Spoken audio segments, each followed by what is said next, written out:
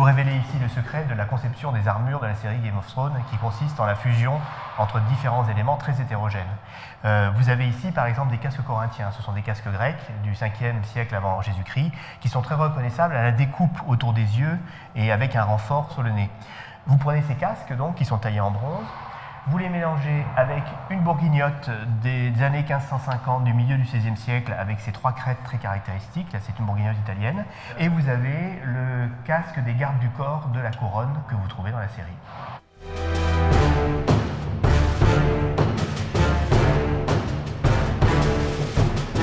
Alors un bel exemple de ce mélange entre des armes de différentes cultures et de différentes époques pour constituer ces équipements portés par les héros de la série,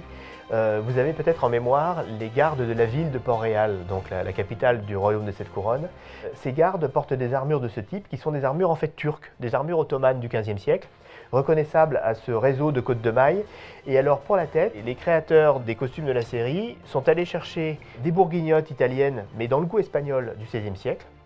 et ont combiné tout ça avec ces protections de mailles donc, que portaient les Ottomans, pour donner une silhouette, et ma foi, qui est assez proche de ça. Vous vous souvenez certainement d'un personnage qui s'appelle Loras Tyrell, qui porte une armure qui est une des plus remarquables d'ailleurs et une des plus complètes de la série. C'est un personnage qui est réputé pour ses qualités de tournoyeur notamment. Eh bien, Loras Tyrell porte une armure tout à fait de ce type-là, c'est-à-dire une armure inspirée des armures maniéristes françaises du milieu du XVIe siècle, qui étaient très à la mode à la cour d'Henri II,